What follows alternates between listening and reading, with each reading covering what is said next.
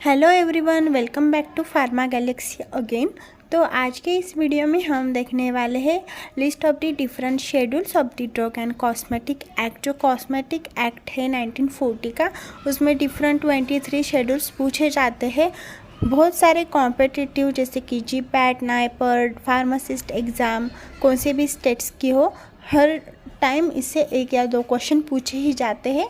तो अब हम देखते हैं शेड्यूल फर्स्ट। ओके, तो शेड्यूल फर्स्ट क्या कहता है? Schedule first, pre forma for the application for getting issue and renewal of the license for setting memoranda and under the act. Pre forma मतलब pre forma for the application, हमको क्या करना है? Application करना है किस चीज़ के लिए? Getting license for renewal of the memoranda under the act. मतलब ए में आपको इतना ही याद रखना है, हमको एप्लीकेशन करना है किस चीज़ के लिए? लाइसेंस, या लाइसेंस एक्सपायर हुआ है तो वो रिन्यू करने के लिए। तो A for application. Okay, next है schedule B. So schedule B कहता क्या है? शेड्यूल बी में आते हैं rate of the fees for test of the analysis for central drug laboratory on government analysis. मतलब पहले शेड्यूल ए में हमने क्या कर लिया? एप्लीकेशन कर लिया। फॉर एग्जांपल हमने लाइसेंस के लिए एप्लीकेशन कर लिया। अब एप्लीकेशन करने के बाद क्या होता है? वो क्या पैसे लगते हैं, फीस लगती है। तो rate of the fees for the test of the analysis CDL and government analysis. मतलब हमको फीस पे करना है किसको? Central drug laboratory and government analysis. A for application, B for fees. C, अब शेड्यूल सी में क्या देखते हैं हम? Biological of the special product whose import, sale, distribution, manufacture and govern by the special provision. मतलब biological and other special product, जैसे कि parental product इसमें आते हैं, हम पैरेंटली इसको दे सकते हैं। मतलब इंजेक्टेबल प्रोडक्ट इसमें सारे आते हैं। उसमें क्या आता है? Sera, vaccine and penicillin, different types of injections, vaccines, ये सारी चीज़ें शेड्यूल सी में आता है। तो आपको इतना ही याद रखना है कि सी में आता है injectable means parentally product, biological and special product. अब सी फर्स्ट में हम देखते हैं। सी फर्स्ट में क्या होता है? List of the special product for non parental. C में पैरेंटल, सी फर्स्ट में नॉन पैरेंटल प्रोडक्ट। अब नॉन पैरेंटल प्रोडक्ट में क्या आता है? जैसे कि हम ओरली जो लेते हैं वो टैबलेट्स आती है, डिजिटैलिस, हार्मोन्स, इर्गोट, ये सारी चीज़ें C1 में आती है। ठीक है, तो आपको 4 शेड्यूल अच्छे से याद हो चुके होंगे। Schedule D, list of the drug that are exempted from the provision of the import. मतलब जो इम्पोर्ट करना है हमको वो प्रोविज़न क्या है? एग्जम्प्टेड है लिस्ट ऑफ द ड्रग का। ओके, तो नेक्स्ट हम देखते हैं ई। सो ई से हमको कैसे याद रखना है? ई में list of the poisonous substance under the Ayurveda, सिद्धा, यूनानी सिस्टम ऑफ द मेडिसिन। सो ई कुछ चीज़ें क्या होती है? कड़वी होती है, तो हमको क्या लगता है? हम क्या करते हैं? ई। तो पॉइजनस सब्सटेंस को आपको ऐसे याद रख लेना है, ई फॉर पॉइजनस सब्सटेंस, जो को किस में अंडर आते हैं? आयुर्वेदा, सिद्धा, यूनानी सिस्टम के अंडर पॉइजनस सब्सटेंस आते हैं। ठीक है, poisonous substance under the Ayurveda, सिद्धा, यूनानी सिस्टम ऑफ द मेडिसिन। तो नेक्स्ट है एफ। तो एफ में F1 आता है, F2 आता है, उसमें भी बहुत सारे पार्ट आते हैं। तो वो हम कैसे याद रखेंगे? F for requirement for the functioning and operation of the blood bank and preparation of the blood bank, provision applicable to blood license to operate blood bank is granted by the drug license authority by the state. मतलब F में आपको इतना याद रखना है, blood bank, F for blood bank. तो next है F1। तो F1 में 3 पार्ट्स आते हैं, पार्ट 1, पार्ट 2, पार्ट 3। तो पार्ट 1 में आता है provision applicable for the production of the bacterial and viral vaccine. मतलब F1 में आता है बैक्टीरियल और वायरल वैक्सीन। ओके, तो आपको क्या याद रखना है? वैक्सीन्स याद रखना है, बैक्टीरियल और वायरल वाले। ठीक है, पार्ट 2 में आता है provision applicable to the production of the all sera from the living animals. तो कैसे याद रख लेना है, जो कि वायरल वैक्सीन है फर्स्ट में वो हम किसको देने वाले हैं, ऐसे याद रखना है, एनिमल्स को देने वाले हैं, लिविंग एनिमल्स को। और थर्ड में क्या होगा, वो सारी चीज़ें डायग्नोस्ड हो जाएंगी, मतलब बैक्टीरियल वैक्सीन हमने एनिमल को दे दिया और एनिमल का जो डिजीज़ था वो डायग्नोस्ड हो गया। तो वैक्सीन, एनिमल, डायग्नोस्टिक एजेंट, ये 3 चीज़ें हो गई, ठीक है। F2, तो F2 कैसे याद रखना है, सर्जिकल ड्रेसिंग, मतलब फॉर एग्जांपल एक F नाम की लड़की है, उसने F2, तो उसको सर्जिकल ड्रेसिंग मतलब ड्रेस ले लिया, ऐसे आप याद रख सकते हो, सर्जिकल ड्रेसिंग। F3, ठीक है, तो standard for the sterilize umbilical tapes. F3 से क्या याद आएगा, umbilical tapes. FF, ophthalmic preparation, तो हमको आइज़ कितनी होती है, 2 होती है, करेक्ट, 2 आइज़ होती है।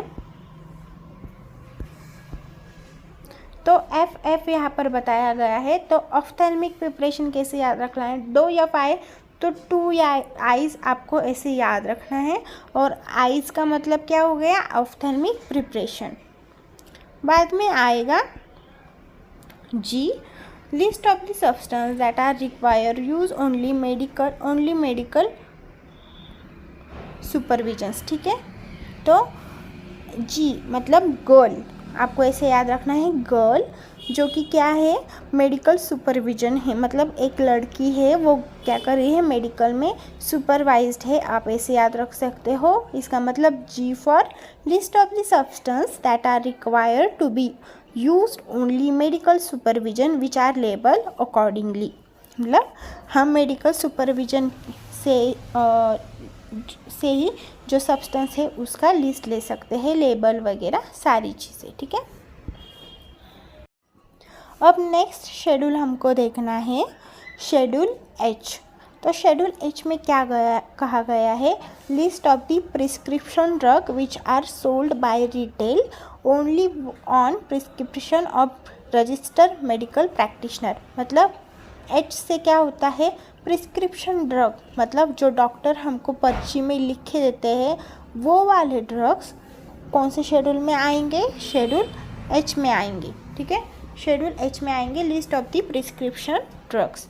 अब नेक्स्ट देखते हैं शेड्यूल J से क्या आएगा, list of the disease and ailment which not purported to prevent for the cure cancer, AIDS and diabetes, मतलब ऐसी ड्रग्स है जो नॉन क्यूरेबल डिजीज़ है, मतलब आपको पता है एड्स हो गया, कैंसर हो गया, डायबिटीज़ हो गई, ऐसी क्या डिजीज़ होते हैं वो डेंजरस थोड़ी होती है, उसके लिए नॉन क्यूरेबल डिजीज़ होती है ये सारी, उसके लिए कंटिन्यू हमको मेडिसिन लेना पड़ता है। तो आपको ऐसे याद रखना है, जे नाम की लड़की है वो क्या हमेशा बीमार रहती है, उसको डिजीज़ रहती है, कौन सी, कैंसर, एड्स और डायबिटीज़।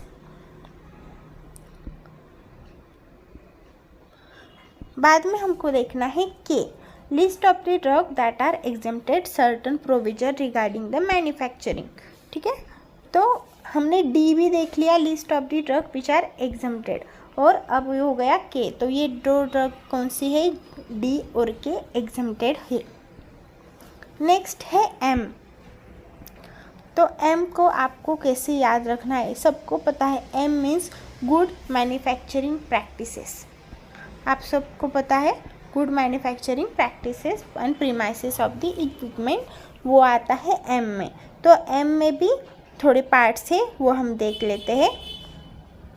जीएमपी में क्या आता है, firstly sterile product and parental preparation, मतलब volume of the injectable, large volume parental and sterile ophthalmic preparation. A for sterile product और इंजेक्टेबल प्रोडक्ट आते हैं। बी में आता है ओरल सॉलिड डोसेज फॉर्म, जैसे कि टैबलेट, कैप्सूल, ये सारी चीज़ें। थर्ड में आता है ओरल लिक्विड। सॉलिड में क्या आता है आपको, पैरासीटामॉल, कैप्सूल्स, जो कि हम ओरली ले सकते हैं। लिक्विड में सिरप, इलेक्सर, इमर्शन, जैसे कि ORS, कुछ सिरप्स हो गए, वो सारी चीज़ें ओरल लिक्विड में आते हैं। टॉपिकल में आता है, टॉपिकल मीन्स आप सभी को पता है creams, ointment, paste, emulsion, solution, dusting powder. मतलब फॉर एग्जांपल हमारा हैंड ले लो, हम क्या करते हैं एक्सटर्नली, क्या करते हैं क्रीम, सॉल्यूशन सब लगाते हैं, ऑइंटमेंट लगाते हैं, पेस्ट लगाते हैं, डस्टिंग पाउडर्स कभी कभी लगाते हैं। तो ये सारी चीज़ें डी में टॉपिकल में आ जाएगी। और ई में आता है मेडिकेटेड डोज इन्हेलेटर, MDI। तो MDI का लॉन्ग फॉर्म आप याद रख लेना, कभी कभी पूछ लेता है। तो हमने शेड्यूल एम में फर्स्ट पार्ट तो देख लिया है। अब शेड्यूल पार्ट 2 में हम देखते हैं, शेड्यूल एम के ही अंडर है specific requirement of premises plant materials for the manufacturing of the API। मतलब हमको कुछ रिक्वायरमेंट चाहिए, प्रीमाइसेस चाहिए, प्लांट चाहिए, मटेरियल्स चाहिए, किस चीज़ के लिए, manufacturing of the active pharmaceutical products के लिए। तो ये सारी चीज़ें पार्ट 2 में आती है। पार्ट 3 में आता है requirement for plant and equipments. मतलब हमको प्लांट एंड इक्विपमेंट्स के लिए क्या चाहिए, रिक्वायरमेंट चाहिए। तो ये थर्ड में आएगा। तो अब M1, M2, M3 ये और 3 पार्ट्स हैं। तो हमको ये याद कैसे रखना है, ये M2 बहुत बार पूछा गया क्वेश्चन है। M1 में पहले देखते हैं requirements for the factory premises manufacturing homeopathic medicine. ठीक है, तो होम्योपैथिक मेडिसिन आता है M1 से आपको याद रखना है होम्योपैथिक मेडिसिन। तो M2 में क्या आता है, cosmetic, M2 for cosmetic. M3 means medical devices. तो आपको याद कैसे रखना है, M3 मेडिकल डिवाइसेस। ठीक है, M3 से मेडिकल डिवाइसेस। जो हाईलाइट किए गए वर्ड है वो आपको प्रॉपर याद रखना है। M1 homeopathic medicine, M2 cosmetics, M3 medical devices. ठीक है, HCM। नेक्स्ट है N। तो N को आपको कैसे रखना है, list of the minimum equipment efficient running of the pharmacy. N for आपको ऐसे याद रखना है, N for number of equipment for the running of pharmacy. List of the minimum equipment है पर आपको N for number of equipment रखना है, आपको याद हो जाएगा। नेक्स्ट है O। तो O क्या है, आपको O से डेटॉल याद रखना है। ठीक है, डेटॉल।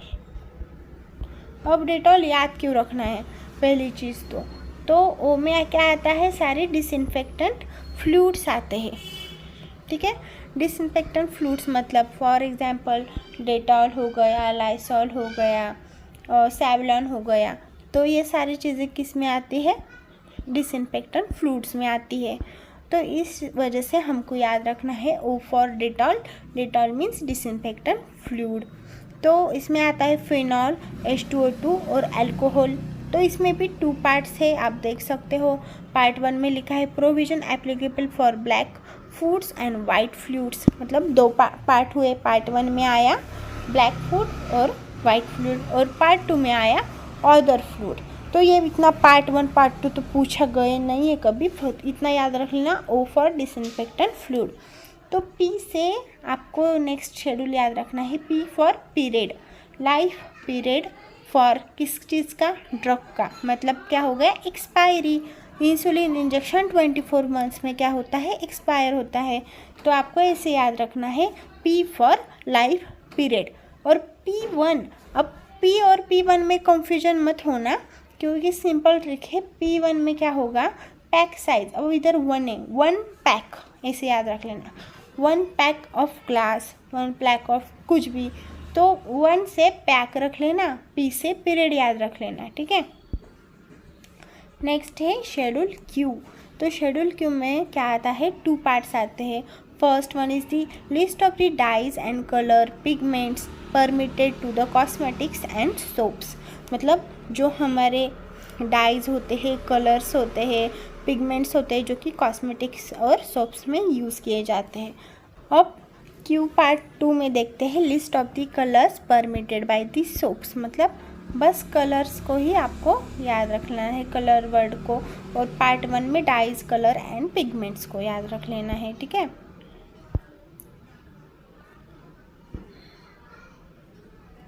तो आर में आता है standard for condoms made for rubber latex intended for single use and other medical contraceptives. ये जो हाईलाइटेड किए गए वर्ड है वो आपको क्या करना है, याद रखना है। तो आर फर्स्ट हो गया, ये तो याद हो जाएगा। आर हो गया। आर फर्स्ट में आता है मेडिकल डिवाइसेस। देखो medical devices for the standards for condoms, पर M1 में क्या था, GMP में आता था मेडिकल डिवाइसेस, M3 में आता था, वो भी आप देख लेना, कंफ्यूजन मत होना, ठीक है। एस, अब शेड्यूल एस बहुत बार पूछा गया है, तो शेड्यूल एस मतलब यस से आपको क्या याद रखना है, सुंदर लड़की, यस फॉर सुंदर लड़की। तो स्टैंडर्ड फॉर कॉस्मेटिक, तो ये याद कैसे रहेगा, यस फॉर सुंदर लड़की। सुंदर कैसी होती है वो, कॉस्मेटिक यूज़ करके, मतलब एस फॉर सुंदरता, और सुंदरता किस चीज़ से है, standard for the cosmetic, cosmetic की वजह से वो सुंदर हो चुकी है, तो S for standard for the cosmetics. अब टी देखते हैं। T is the requirements for the factory premises Ayurveda सिद्धा यूनानी सिस्टम। देखो टी कैसा होता है हमारा, ऐसा होता है। तो यहाँ पर एक आयुर्वेदा, यहाँ पर सिद्धा और यहाँ पर यूनानी, तीन चीज़ें हो गई। टी से आप ऐसे याद रख लेना, आयुर्वेदा, सिद्धा और यूनानी सिस्टम। अब टी में भी पार्ट्स होते हैं, जैसे कि गुड मैन्युफैक्चरिंग प्रैक्टिसेस, पार्ट 2 भी होता है। List of the machinery, minimum requirement, manufacturing various category, Ayurveda, सिद्धा, यूनानी सिस्टम। पार्ट 2 में है list of the machinery equipment, minimum manufacturing premises for the manufacturing of various category, यूनानी सिस्टम ऑफ द मेडिसिन। और part 3 में होता है list of the equipment for in house quality control section. तो ये 3 part हो गए, ये आप याद रख लेना। नेक्स्ट है U, particulars to be shown in manufacturing raw material and analytical records. मतलब यू से क्या हो गया, एनालिटिकल रिकॉर्ड, हमने देख लिया। यू से हो गया एनालिटिकल रिकॉर्ड, ठीक है। तो U1 से क्या है, particular to be shown in manufacturing raw material of the record of cosmetic, cosmetic का रिकॉर्ड रखना है। U1 से कॉस्मेटिक, U से एनालिटिकल रिकॉर्ड। और V से क्या हो गया, V से मोस्ट इम्पॉर्टेंट है, जो कि हम पैटेंट होता है, पैटेंट को अप्रूव मिलता है, तो standards for the patent and proprietary of the medicines. V से क्या हो गया, पेटेंट हो गया। तो सब चीज़ की ट्रिक तो नहीं आ सकती, पर आपको कुछ चीज़ें याद रखना है। V for patent.